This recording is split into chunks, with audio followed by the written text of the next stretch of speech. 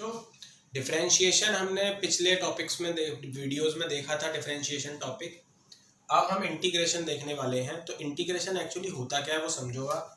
Integration is the reverse process of differentiation. ये actually differentiation का reverse process होता है, ठीक है।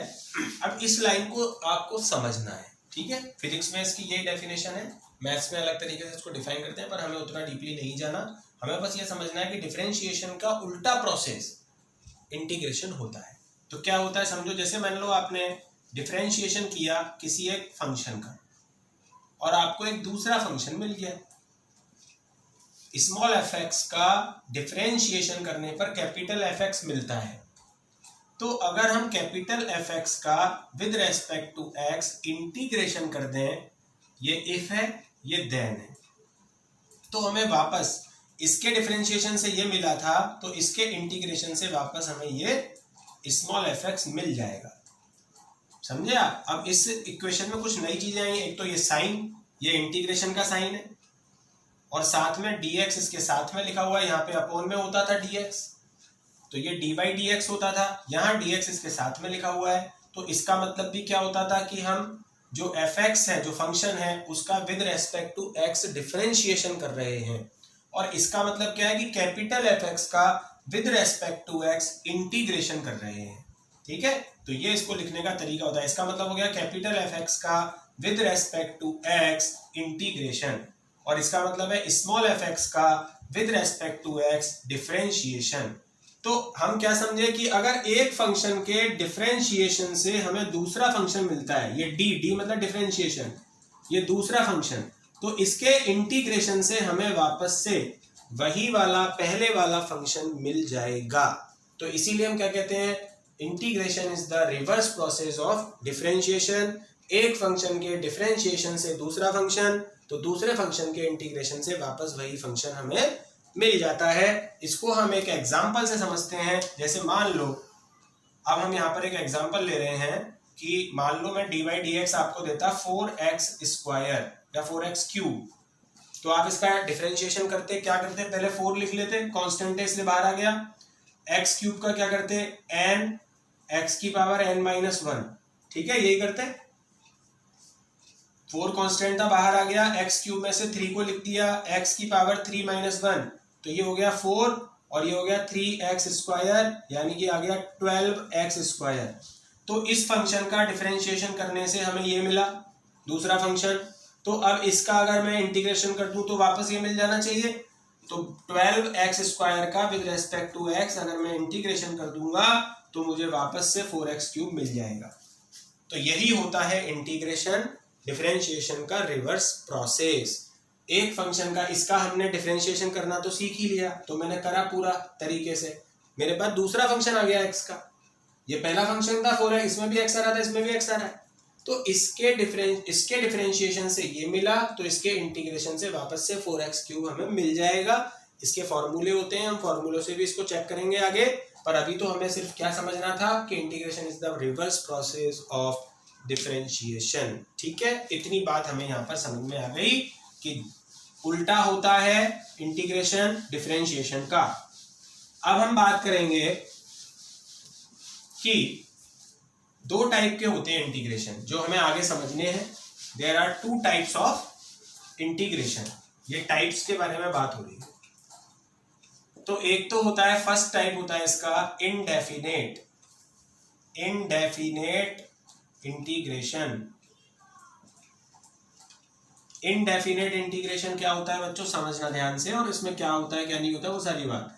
जैसे आपको अभी कैपिटल एफ एक्स का करना था with respect to X integration, तो आपको स्मॉल एफ एक्स मिला था, यही हुआ था। कैपिटल एफ एक्स का with respect to X integration किया तो स्मॉल एफ एक्स मिला। अब इंटीग्रेशन में हमें ये देखना पड़ता है कि यहाँ जो इंटीग्रेशन का साइन है, इसके ऊपर नीचे कोई लिमिट दे रखी है क्या। कुछ भी अगर नहीं दे रखा है, अगर लिमिट प्रेजेंट नहीं है, तो ऐसे इंटीग्रेशन को क्या कहते हैं, इनडेफिनेट इंटीग्रेशन, ठीक है। और ऐसे इंटीग्रेशन को करते समय हमें लास्ट में एक कांस्टेंट सी का यूज करना पड़ता है। अगर यहाँ पे कुछ भी नहीं लिख रखा है, आपने कोई लिमिट नहीं है, तो इंटीग्रेशन को हम अपने फॉर्मूलों के अकॉर्डिंग करेंगे। फॉर्मूले अभी आपको इसी वीडियो में एक दो तो अभी बताऊंगा, फिर बाकी सारे फॉर्मूले अगली वीडियो में बताऊंगा। उन फॉर्मूले से हमें पहले इंटीग्रेशन कर देना है। लेकिन अगर यहाँ पर इंटीग्रेशन के साइन के ऊपर और नीचे कोई लिमिट या कोई डिजिट प्रेजेंट नहीं है, तो हमें साथ में एक प्लस सी यहाँ पे लगा देना है। सी को बोलते हैं इंटीग्रेशन कांस्टेंट। क्या बोलते हैं? सी को इंटीग्रेशन कांस्टेंट। तो इनडेफिनेट को करने का तरीका ये होता है, बस प्लस सी लगाना है, बाकी रूल्स को फॉलो करते हुए हमें इंटीग्रेशन को करना है। और डेफिनेट की अगर बात की जाए तो डेफिनेट को कैसे किया जाता है वो मैं थोड़ा सा आपको यहाँ बताऊंगा एग्जाम्पल के साथ। तो डेफिनेट को करने के लिए, जैसे अभी यही डेफिनेट होता मान लो, अब डेफिनेट का पता कैसे चलेगा? यहाँ पर दो लिमिट्स होगी, जैसे x1 लिखा है, यहाँ x2 लिखा है, तो यहाँ पे तो लिमिट प्रेजेंट नहीं थी, तो हमने प्लस सी लगाया था। अगर इस इंटीग्रेशन के साइन के नीचे और ऊपर लिमिट्स हैं, इनको लिमिट्स बोलते हैं, x1 को बोलते हैं लोअर लिमिट और x2 को बोलते हैं अपर लिमिट। नाम याद रखना, लोअर लिमिट, अपर लिमिट। अगर ये लिमिट्स हैं तो फिर हमें क्या करना है? पहले तो इसका इंटीग्रेशन कर देना है, तो हमें एफ एक्स ही मिलेगा। लेकिन अब प्लस सी नहीं लगा के एक ब्रैकेट लगाना है बड़ा, और ब्रैकेट के बाहर ये x1 और x2 ऐसे लिख देने हैं। यहाँ पर तो हमने डायरेक्ट प्लस सी लगा दिया था क्योंकि ये इनडेफिनेट था। अगर डेफिनेट है मतलब यहाँ पे लिमिट्स कुछ भी 2, 4, -1, -2, कुछ भी 0, 2 कुछ भी दे रखा है, तो ये डेफिनेट इंटीग्रेशन कहलाता है। उसमें इंटीग्रेशन कांस्टेंट का यूज नहीं किया जाता इस वाले में। इसमें केवल एक इंटीग्रेशन कर दो पहले अकॉर्डिंग टू द रूल्स, और फिर उसके बाद एक बिग ब्रैकेट लगा के इन लिमिट्स को इस ब्रैकेट के बाहर लिख दो पहले। अब इसके बाद क्या करो कि जो ये x अंदर आएगा उस x की जगह पहले अपर लिमिट रखो, फिर माइनस करके उस x की जगह लोअर लिमिट रख दो। तो दो बार आपको यहाँ लिमिट को सॉल्व करना होता है। इस इक्वेशन में जहां भी x आएंगे वहां पर पहले अपर लिमिट को रख देंगे, फिर माइनस करके जहां जहां x आएगा उसकी जगह लोअर लिमिट को रख देंगे। अब इस ब्रैकेट को सॉल्व कर लेंगे तो हमें पूरा आंसर मिल जाएगा। जैसे इसी को हम आप बोलोगे सर हमें तो एक एग्जांपल से बताओ, तो मैं एक एग्जांपल यहाँ पे ले रहा हूँ जो मैंने अभी बताया था कि 12x² का अगर आप डिफरेंशिएशन कर रहे हो, मान लो मैं यहाँ 1 दे दूं या 2 दे दूं लिमिट। अब अभी आपने देखा था, अभी हमने कोई फॉर्मूले तो पढ़े नहीं है, लेकिन हाँ हमें ये पता चल गया कि ये हमें 4x³ के डिफरेंशिएशन से मिला था 12x²। तो इसके इंटीग्रेशन से 4x³ भी मिलेगा, अभी हमें इतना पता है। तो 12x² के इंटीग्रेशन से क्या मिलेगा? 4x³। बिग ब्रैकेट लगाएंगे ऐसा, और लिमिट्स को फिर यहाँ ब्रैकेट के बाहर लिखेंगे। तो ये 1 और 2 को यहाँ ब्रैकेट के बाहर लिख दिया। क्लियर है? ये ब्रैकेट के बाहर आ जाने के बाद अब हम कैसे सॉल्व करते हैं ब्रैकेट को बताया था मैंने। पहले 4 लिखेंगे, अब इस x की जगह, इस x की जगह देखो हमने पहले अपर लिमिट रखी थी x2, तो इस x की जगह पहले 2 लिखेंगे और क्यूब लगा देंगे। तो हमने पहले अपर लिमिट रख दी x की जगह, यहाँ x था, x की जगह क्या लिख दिया? 2 का क्या लगा दिया? क्यूब, माइनस अब हम x की जगह लोअर लिमिट रखेंगे 1 का क्यूब। तो देखो जिस तरीके से हमने x की जगह पहले x2 लिखा, फिर माइनस करके x की जगह x1 लिखा, वहां यहाँ पर अब मैंने पूरा आपको बताया एग्जांपल के साथ कि x की जगह पहले अपर लिमिट 2 रखेंगे, 2 का क्यूब, -4, अब x की जगह लोअर लिमिट 1 रखेंगे, 1 का क्यूब। ठीक है, अब इसको सॉल्व कर देंगे तो ये हो जाएगा 4 इंटू ये 2 का क्यूब कितना हो जाएगा? 8, -4 और 1 का क्यूब तो 1 ही रहेगा, तो ये हो जाएगा 32 - 4, यानी कि ये हो जाएगा 28। ये आपका आंसर आ चुका है। डेफिनेट में इस तरीके का आंसर आता है, इनडेफिनेट में ऐसा आंसर आपको +c के साथ मिलता है, और डेफिनेट में पूरा का पूरा आपको बिल्कुल फिक्स एक आंसर यहाँ पे मिल जाता है। तो ये दो तरीके के बच्चों हमारे पास क्या थे? इंटीग्रेशन, एक इनडेफिनेट जिसमें लिमिट नहीं होती है और सी को यूज किया जाता है, और एक डेफिनेट जिनमें हम लिमिट्स के अकॉर्डिंग इसको आगे इस तरीके से सॉल्व करते हैं। आप इसको 1-2 बार स्किप कर इधर उधर करके देखना, तो आपको ये 2 बार देखो इसको ध्यान से जब तक समझ में नहीं आ जाता। अब हम बात करेंगे फॉर्मूले कि इसमें फॉर्मूले कौन कौन से लगते हैं। तो अभी मैं आपको केवल 2 फॉर्मूले बताऊंगा इस वीडियो में, और इसके नेक्स्ट वीडियो में मैं सारे फॉर्मूले और प्लस इसके जितने भी फिर प्रैक्टिस है वो सब कराऊंगा। तो इसके अगर हम इंटीग्रेशन के फॉर्मूले की बात करें कि ये अब होंगे कैसे, तो पहली बात याद रखना, अगर कोई कांस्टेंट है और उसका with respect to X integration करना है, किसी कांस्टेंट का with respect to X integration करना है, तो आपको कांस्टेंट को लिखना है पहले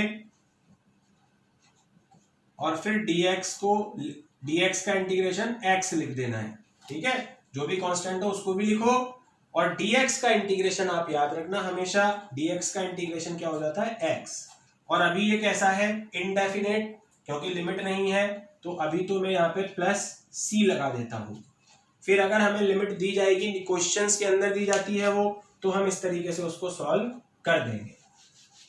जैसे मैं आपको दो एग्जाम्पल यहाँ पे बता रहा हूं। जैसे मान लो आपको फर्स्ट एग्जाम्पल, इसी का एग्जाम्पल मैं ले रहा हूं फर्स्ट। अगर आपको यहाँ 5dx दे रखा है और आपसे पूछा इसका इंटीग्रेशन, तो 5 क्या है, कांस्टेंट। ठीक है, कांस्टेंट की जगह 5 आ गया dx। तो क्या करोगे, देखो पहले कांस्टेंट लिखा है तो पहले 5 लिख लेना, फिर dx का इंटीग्रेशन क्या कर दिया है x लिख देना और प्लस लिख देना c। तो इसके अकॉर्डिंग हमें 5 लिख देना है पहले, dx के इंटीग्रेशन को x कर देना है और अभी ये इनडेफिनेट है तो हमें क्या लगा देना है c। अब मैं आपको सेकंड बता रहा हूं डेफिनेट का। तो डेफिनेट का क्या है, जैसे मान लो यही 5dx होता लेकिन इसमें लिमिट लग रही होती 1 से लेके 2 तक की, तो ये डेफिनेट इंटीग्रेशन हो जाता। इसमें हम क्या करते, 5 लिखते, dx का इंटीग्रेशन x कर देते, लेकिन अब हम x में लिमिट ऐसा बिग ब्रैकेट बना के ये लिमिट बाहर लिख देते और c नहीं लगेगा। समझ गए, पहले क्या लिखा 5, dx का इंटीग्रेशन क्या कर दिया x, बड़ा ब्रैकेट लगाया और ये लिमिट बाहर लगा दी। अब लिमिट को सॉल्व कर लो, 5 तो ऐसे कैसा लिखो, पहले x की जगह 2 लिखो माइनस x की जगह 1 लिखो, तो 5 इंटू 1 यानी कि आंसर क्या आ गया 5। ये है इंडेफिनेट जिसमें प्लस c लगा दिया जाता है सॉल्यूशन के बाद, और ये है डेफिनेट जिसमें हमें x को लिमिट के अकॉर्डिंग सॉल्व करना होता है, पहले upper limit minus lower limit. तो इसको माइनस करके हम इसको सॉल्व कर देते हैं। एक आप होमवर्क में ले लो, इसी को करना 2 से 4 6dx और बताना मुझे क्या आता है। ये आपका फर्स्ट हो गया। एक और आपको फॉर्मूला बता देता हूं मैं इसी का।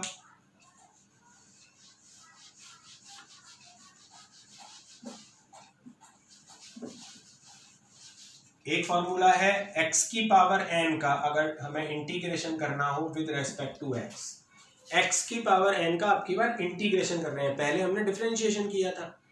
तो इंटीग्रेशन का फॉर्मूला होता है x की power n plus 1 upon n plus 1, और अभी ये इंडेफिनेट है तो यहाँ पे लिख देते हैं प्लस c। ये फॉर्मूला जो आपके पास बना, ध्यान से समझ लेना, x की पावर n प्लस 1 कर दो। जब आप इसका इंटीग्रेशन करोगे तो यहाँ पे क्या लिखो, x की पावर n प्लस 1 और डिवाइड करके जो पावर आ रही है उसी को नीचे लिख दो n प्लस 1। और अभी ये इंडेफिनेट है इसलिए यहाँ पे मैंने क्या लगा रखा है प्लस c। ठीक है, ये फॉर्मूला हर कंडीशन में लग जाएगा, केवल एक कंडीशन में नहीं लगेगा, यहाँ पर n माइनस 1 नहीं होना चाहिए। अगर यहाँ पे n की वैल्यू -1 है तो ये फॉर्मूला नहीं लगेगा।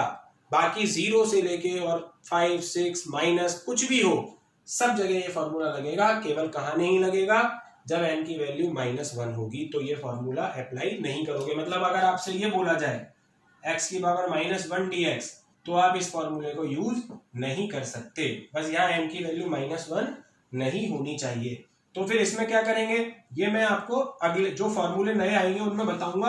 अभी बस आप इतना ध्यान रखो कि ये सब जगह लग जाएगा फॉर्मूला, केवल कब नहीं लगेगा, जब यहाँ पर n की वैल्यू -1 होगी तो हम इस फॉर्मूले का यूज नहीं करेंगे। अब इसके मैं आपको दो एग्जाम्पल बता रहा हूं। जैसे मान लो एक तो है x² dx, यहाँ n की जगह मैंने 2 ले लिया है, तो मैंने यहाँ फॉर्मूला में देखा x की power n plus 1 upon n plus 1, तो अब यहाँ n की जगह 2 आ चुका है, तो यहाँ पे x की पावर 2 प्लस 1 अपॉन 2 प्लस 1, और अभी ये भी इंडेफिनेट है प्लस c। क्लियर है कहानी? तो ये हो जाएगा x क्यूब, 2 प्लस 1 कितना हो जाएगा क्यूब, और अपॉन में भी कितना हो जाएगा क्यूब। तो ये हमारा आंसर आ जाएगा इसका। अगर ये इनडेफिनेट हुआ तो हम ऐसे लिख देंगे इसको, x की पावर जो भी है उसमें +1 करके यहाँ लिख दो और उसी पावर को नीचे लिख दो। अब मान लो इसी को वो पावर दे देता, या मान लो 0 ले लेता हूं, इस बार में पावर 0 दे देता और यहाँ 1 दे देता। अब क्या होता, अब ये हो जाता हमारा सेकंड एग्जांपल डेफिनेट का। तो फिर c नहीं आता, ये तो हो जाता वही x की पावर n+1 अपॉन n+1। अब बड़ा ब्रैकेट लगा के हम 0 और 1 को यहाँ लिख देते। अब हम इसको सॉल्व करते, पहले x की जगह 1 लिखते, 1 का क्यूब अपॉन 3 पूरा लिखना पड़ता है हमें, बस x को हटा के और इसकी जगह 1 लगा देते हैं और पूरा लिख देते हैं। अब x को हटा के इसकी जगह 0 लिखोगे तो फिर माइनस इसकी जगह जब 0 लिखोगे तो ये पूरी वैल्यू 0 हो जाएगी। तो ऐसा करना है, पहले x को हटा के 1 लिखना है, फिर माइनस, अब x को हटा के 0 लिखना है।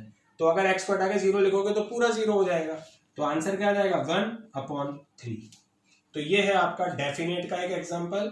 तो इस तरीके से दो एग्जांपल अभी मैंने बता दिए हैं 2 फॉर्मूले के, और अब इसके बारे में और भी आगे अगली वीडियो में मैं आपको और बहुत सारे इसके एग्जांपल कराऊंगा और इसकी प्रैक्टिस कराऊंगा। इस वीडियो को आप अच्छी तरीके से देखो और अभी ये समझो कि इंटीग्रेशन क्या होता है, और उसके छोटे छोटे से जो फॉर्मूले मैंने बताया उनको अभी सॉल्व करने की कोशिश आप करो। एक आपको मैं होमवर्क में इसका भी दे देता हूँ, x की पावर 3 dx आप करना 1 से लेके 2 तक। ठीक है, ये 2 होमवर्क हैं, इनको आप करके मुझे बताना क्या आपका आंसर आता है।